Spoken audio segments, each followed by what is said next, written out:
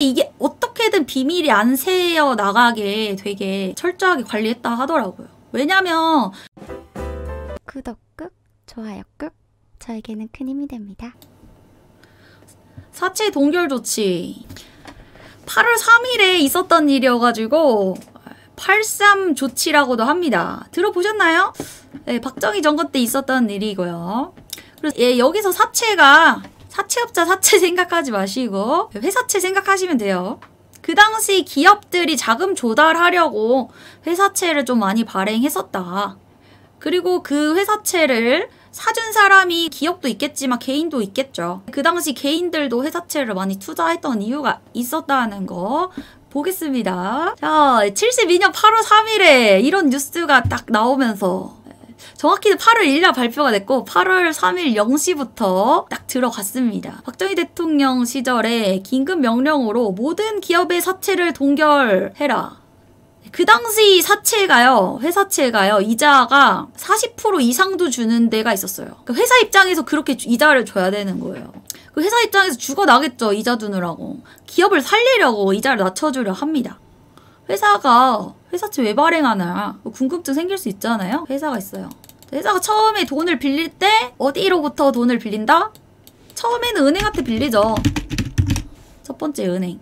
근데 은행한테도 빌리기 힘들다. 그러면 뭐 1금융, 2금융, 3금융 다 썼다 해봐요. 그렇게도 조달하기 힘들면 그때는 유증을 한다.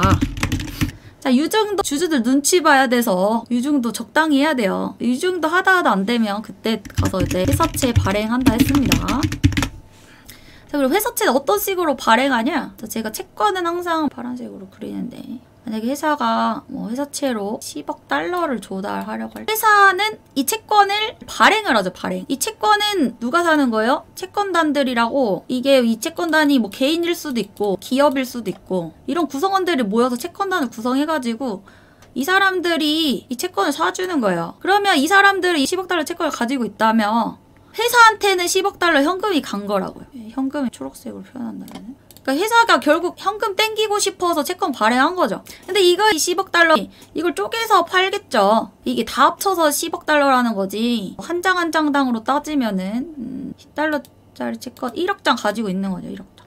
그래서 회사채를 사고 판다. 이거는 액면가는 10억 달러 채권인데 또 이게 할인이 돼서 팔릴 수도 있죠. 그래서 이제 하나당 채권이 20달러짜리가 나중에 8달러로 할인돼서 팔릴 수도 있죠.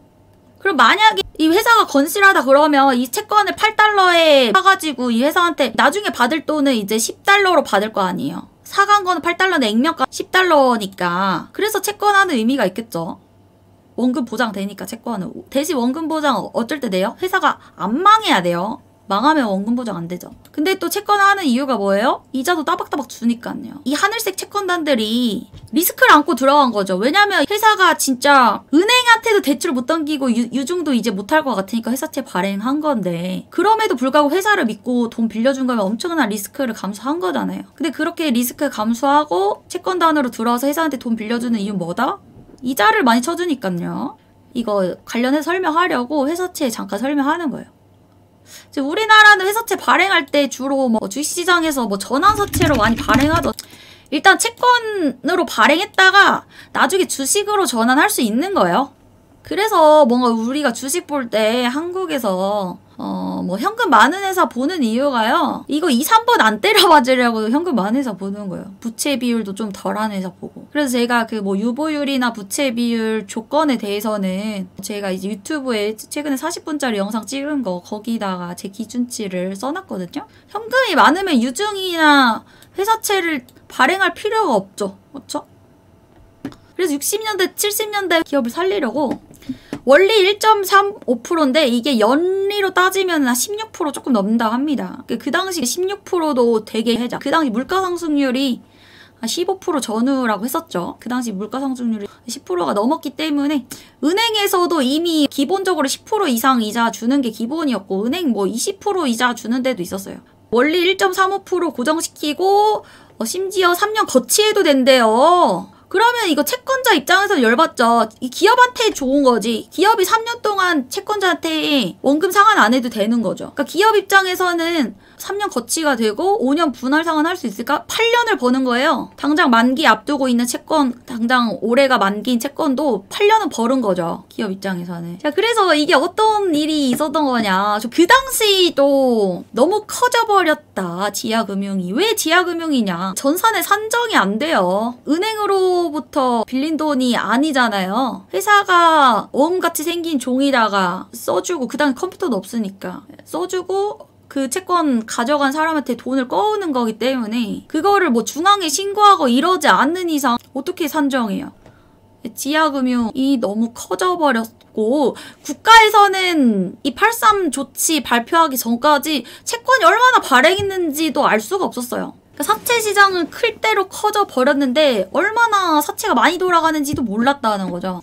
자, 근데 그때 당시 72년에 83 사채 동결 조치 발표함으로써 본인네들 이제 사채 상환 받고 싶으면 신고해라 이렇게 바뀌어버린 거예요. 중앙에 신고해야 된다. 회사로부터 상환 받고 싶으면. 그런 조치를 때려버립니다.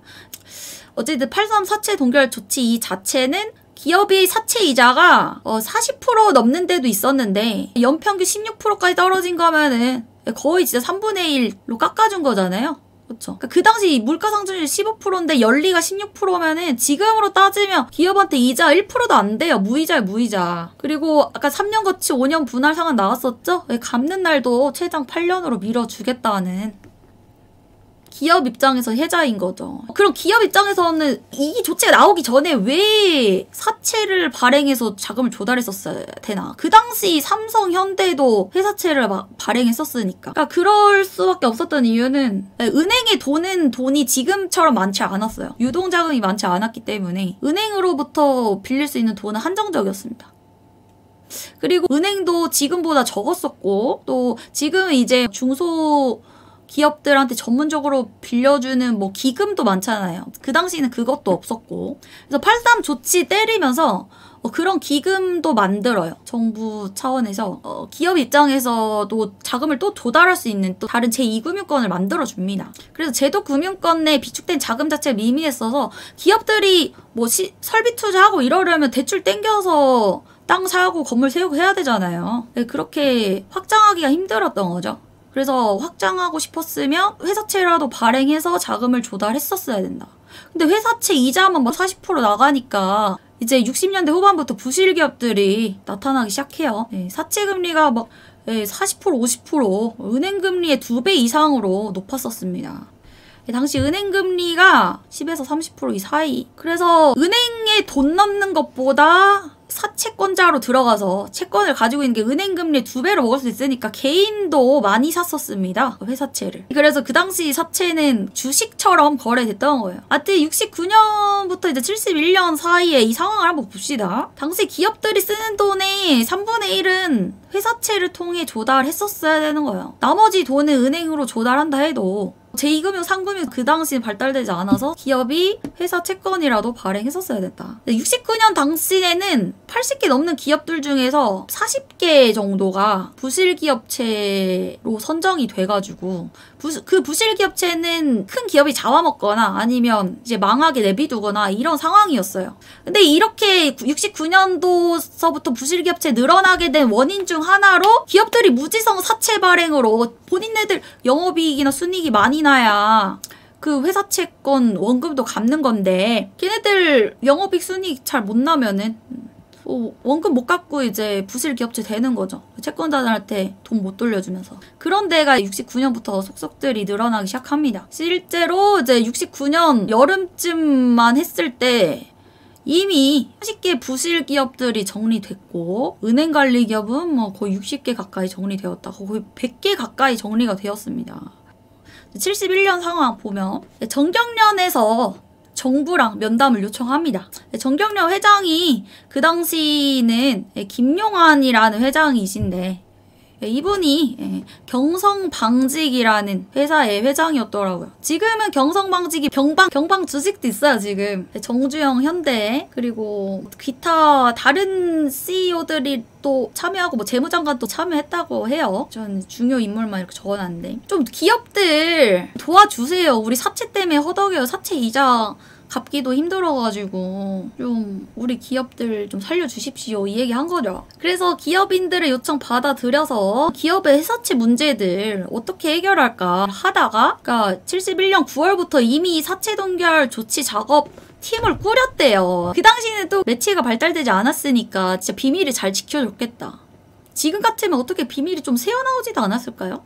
이게 어떻게든 비밀이 안 새어 나가게 되게 철저하게 관리했다 하더라고요. 왜냐면 이거 개미들한테 흘러 넘어가게 되면 개미들 다 채권 팔고 빤스런 할 거 아니에요. 그걸 막게 하기 위해서 비밀리에 1년 동안 꾸립니다. 사채 동결 조치를 어떻게 취할지, 원리는 어떻게 할지, 뭐 거치는 몇 년 할지. 그래서 72년 8월, 2월에 긴급 명령권이라는 특별한 요건이 있을 때 쓸 수 있다고 뭐 헌법에 규정돼 있는데 그걸 사용해가지고 83 조치를 발표한 겁니다. 이 조치로 사채들을 동결시켰고 채권자들은 돈의 출처를 밝혀야 받을 수 있다고. 근데 이렇게 하니까 신고를 안 해요. 돈의 출처를 밝혀야 받을 수 있다 하면 음지 자금들이 출처를 밝히기가 좀 그럴 거 아니에요. 이 당시에 아직 그 조폭들도 있었던 때란 말이에요. 이때 조폭들이 가지고 있던 사채 채권도 되게 많았대요. 이자 받으면서 조폭들도 규모를 불려 나갔던 건데 그게 출처 밝혀야만 받을 수 있다 하니까 신고를 안 하니까 그 다음에는 어떻게 또 바꾸냐. 본인이 가지고 있는 채권액이나 채권 규모를 신고를 하면은 자금 출처 조사 안 할게 하면서 홍보를 하자. 이제 신고가 줄을 잇고요. 실제로 신고된 사채가 그 당시 3천억 원이 넘어. 와. 당시 통화량의 80%였대요. 얼마나 많이 채권으로 돌아다녔던 거예요. 그 당시 3천억 원이면 참고로 이 당시 서울 시내 단독주택 가격 얼마라 그랬어요? 300만 원? 또 83 조치 특징 보면 이게 원래는 시장 경제 하에서는 이루어질 수 없는 거죠. 예를 들어서 지금으로 따지면은 여러분들이 연예인 뭐 5%, 6%짜리 적금 통장 매번 이자 따박따박 받는데 그거 갑자기 국가가 나서가지고 연예 0.5%로 줄일 거야. 이러면 얼마나 억울해요. 그런 상황인 거예요. 그런 상황인 거고 뭐 적금 3년 동안 니네 해지 못해. 강제로 지금 여기 묶였어. 이런 상황인 거죠. 지금 또 이어서 얘기해보면은 그러니까 이때는 그 은행 이자의 2배를 받고 싶었으면 기업 회사채 샀었다. 그러니까 수많은 기업들이 연예인 40-50% 이자 줘야 되니까 파산 직전까지 진짜 죽어가던 기업들 일어날 수 있었던 거고 그것뿐만 아니라 기업들이 그 당시 10%도 안 되는 8% 금리 정도 금리로 그러니까 물가 상승률보다 더 낮은 금리로 기업들이 2천억 원 정도 더 땡겨갈 수 있었던 그런 기금도 만들어 주거든요. 그래서 기업들이 그때 대출 풀대출 땡겨가지고 설비 투자 엄청 늘리고 이제 조만한 기업들 사서 이제 자회사들도 엄청 늘리죠. 이때 재벌 그룹들이 탄생했다는 거예요. 조만한 회사들 사면서 덩치 키운 거죠. 제일제당, 제일모직, 현대건설, 대한항공도 이때 이후로 급성장했다. 제일모직은 지금 삼성물산이죠. 제일제당은 CJ 제일제당. 근데 얘네들 원래 69년만 해도 부실 기업이었어요. 그 당시 우리나라 10대 그룹 봤을 때 삼양도 이렇게 라키가 뭐게요. 나중에 LG가 되죠. 한국화약이 지금의 하나. 그리고 선경도 알파벳으로 한번 줄여보세요. SK 맞습니다.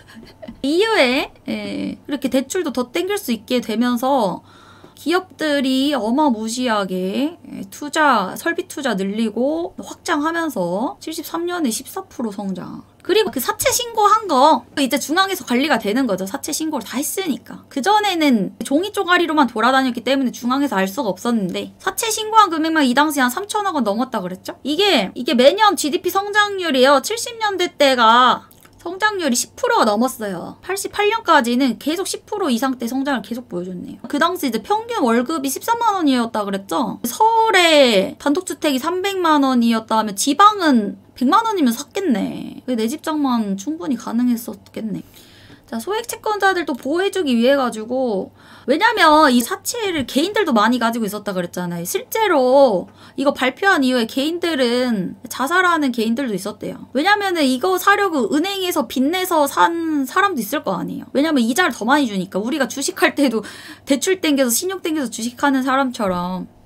근데 사채의 이자를 탕감해버림으로써 개인들은 그때 되게 스트레스 받아 있어서 소액채권자들 보호해주기 위해서 이런 또 특례 규정을 만듭니다. 30만원 미만짜리라면은 그냥 회사 니네 바로 갚아라. 10만원 못 주냐? 30만원은 그냥 빨리빨리 갚아. 특히나 뭐 100만원까지는 좀 웬만하면 1년 안에 갚아. 응?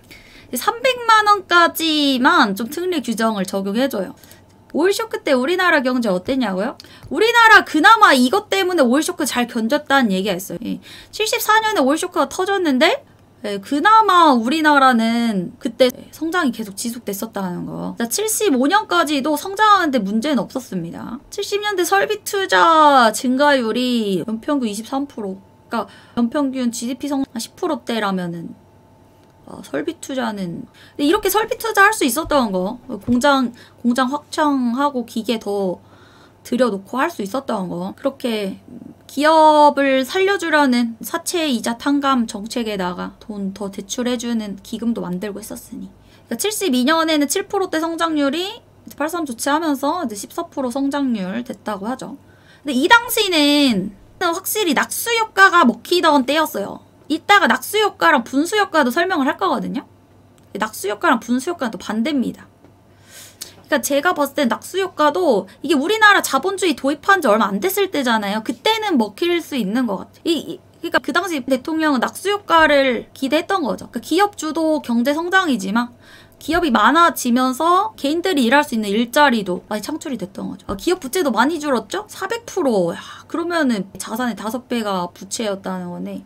부채도 점점 줄어듭니다. 73년에는 200%대로 하락. 이제 60년대까지는 우리나라 모직 섬유 산업으로 컸단 말이에요. 뭐 신발 팔고, 가발 팔고. 근데 70년대부터 이제 뭐 철강 산업 들어오죠. 철강, 뭐 석유 화학 제품, 뭐 고무 같은 거 만들고. 그런 중화 공업 할 수 있었던 것도 설비 투자가 필요한 거잖아요. 철강 용광로도 만들어야 되고. 그러니까 그렇게 설비 투자 늘릴 수 있었던 것도 다 기업한테 자본이 들어가게 되면서 할 수 있었던 거다. 은행 대출까지 땡겨서 사채 투자했던 국민들은 손해를 본 셈이었고 이렇게 좀 기업들 살려주면서 기업들은 뭐 더 기고만장해진 기업들도 많다. 그리고 이게 장기적인 안목에서 봤을 때 기업이 아무리 부채가 많아도 기업이 뭐 정부가 밀어주는 사업을 한다거나 좀 미래가 유망한 사업을 하면은 정부가 어떻게든 살려줬던 기업들도 많았고 그러니까 뭐 단순히 대출을 더 받을 수 있다 이걸 떠나가지고 정경유착도 심했던 거죠. 그때 정부와의 결탁도 더욱 심해져서 대기업은 더 재벌로 성장했고 이게 뭐 IMF의 좀 초반 이유를 다진 거기도 하다 이런 얘기도 있습니다. 이게 뭐냐면 기업 입장에서 달러도 부족하고 부채도 많고 수출을 잘 못하는 기업이면 외화를 덜 버는 거잖아요. 달러 부족한 거잖아요. 그런데도 계속